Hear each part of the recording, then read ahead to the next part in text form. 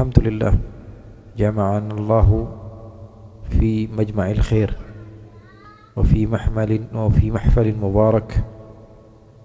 Nusalli wa nusallim wa nubarik ala sayyidina wa habibina wa syafi'ina Rasulillah Muhammad ibn Abdullah sallallahu alaihi wa ala alihi wa sahbihi wa baraka wa sallam. Malam hari ini adalah malam yang penuh dengan keberkahan, malam Jumat yang diberkahi oleh Allah Subhanahu wa taala.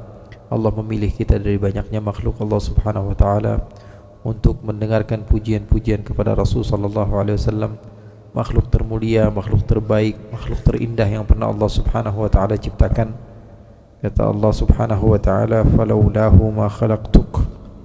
Allah berkata kepada Nabi Allah Adam alaihi salatu wassalam, kalau bukan karena engkau maka aku tidak ciptakan. Kalau bukan karena Nabi Muhammad sallallahu alaihi wasallam maka aku tidak menciptakan engkau wahai Adam alaihi salatu wassalam. Nabi Muhammad sallallahu alaihi wasallam makhluk yang disebutkan tadi, ya nunu aini, nunnya aini. Ainun artinya diriku, jiwaku, taukid. Kalau misalnya jaa Zaidun ainuhu, berarti siapa? Dia dengan kesempurnaannya. Zaid dengan kesempurnaannya. Jaa Zaidun ainuhu. Ja'al amiru ainuhu. Maksud ainun artinya apa? Keseluruhan dari seseorang. Nabi Muhammad sallallahu alaihi wasallam adalah nunu aini. Nun yang ada di ainun. Aini keseluruhan bagiku.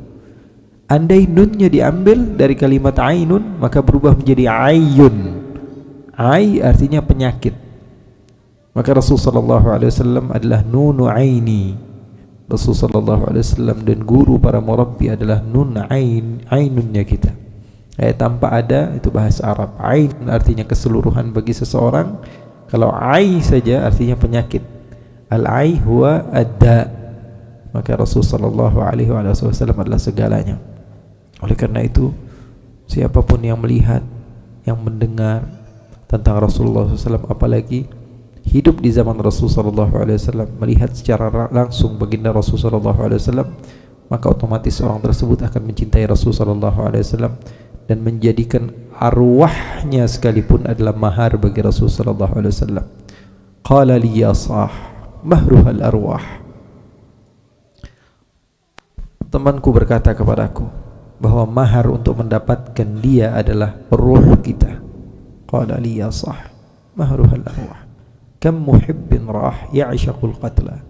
Berapa banyak orang yang mencinta, orang yang merindu, mereka merelakan ataupun merindukan, si pencinta merindukan untuk mati demi orang yang dia cintai. Qatlun nufusi muharramun lakinnahu hillun idza kana al-habibu fa'ilu. Bunuh orang itu hukumnya haram, tapi kalau yang membunuh adalah kekasih, hukumnya berubah menjadi halal. Kenapa? Karena si pecinta justru mencari hilangnya diri dia untuk sampai kepada kekasihnya. Di zaman Rasulullah SAW ada seorang wanita yang sangat mencintai Rasulullah,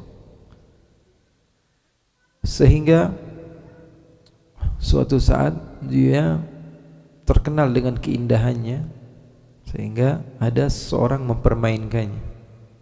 Saya ingin melihat muka kamu. Dia mengatakan, saya enggak bisa. Saya ingin melihat muka kamu, saya enggak bisa. Saya mempertahankan ini. Lalu seorang mengetahui bahwa dia ini sangat cinta kepada Rasulullah, maka dia katakan, demi Rasulullah, perlihatkanlah wajahmu. Maka seketika dia bingung untuk memperlihatkan wajahnya atau mempertahankan untuk menutup wajahnya. Maka apa yang terjadi? Maka seketika mahabbahnya lebih besar dibanding hanya sekedar membuka wajahnya. Seketika dia membuka wajahnya, lalu dia menangis kepada Allah, lalu tutup, langsung kembali ke rumah, menceritakan kepada suaminya, wahai suamiku, terjadi sesuatu yang aku refleks sebenarnya. Bukan ingin membuka, tapi dia meminta untuk membuka dengan nama Rasulullah. Saya tidak bisa. Kalau sudah nyebut nama Rasulullah, saya nggak bisa. Mau ngapain saja, bahkan roh saya berikan. Maka suaminya mengatakan, kalau memang betul apa yang kau katakan sekarang, dia mengambil tanur yang besar, wadah yang besar, kemudian diletakkan api yang besar, Kemudian dia katakan, wahai istriku, kalau benar engkau mencintai Rasulullah, masuklah ke dalam wajan besar ini yang di atasnya adalah api yang membakar. Kalau kamu betul-betul cinta kepada Rasulullah, masuk ke dalam. Seketika dia merapikan dirinya, berdandan secantik-cantiknya, lalu setelah itu dia masuk ke dalam tanur tersebut, kemudian ditutup sama suaminya. Suaminya menangis karena bersedih, lalu mendatangi Rasulullah SAW, menceritakan kepada Rasulullah SAW apa yang telah dia lakukan kepada istrinya, dan dia sudah yakin istrinya sudah tidak ada. Kata Rasulullah SAW, kalau dia jujur dengan apa yang dia ucapkannya, kamu pulang, kamu akan melihat dia dalam keadaan biasa-biasa saja, tidak ada sesuatu yang akan mengenainya. Maka seketika dia pulang ke rumahnya dan membuka, ternyata sesuatu yang panas tersebut menjadi bardan wa salama, menjadi sesuatu yang tidak memberikan mudarat sedikit pun bagi pencinta. Pecinta bisa bersalah, tapi cinta tidak bisa dibohongi. Cinta terletak di hati. Dia mungkin nampak seperti orang yang tidak melakukan kebenaran, tidak melakukan syariat, tapi cinta letaknya di hati. Ketika dia sudah betul-betul kembali kepada Allah Subhanahu wa ta'ala dengan kejujuran yang dia miliki, maka jangankan api dunia, api akhirat akan dia selamat darinya.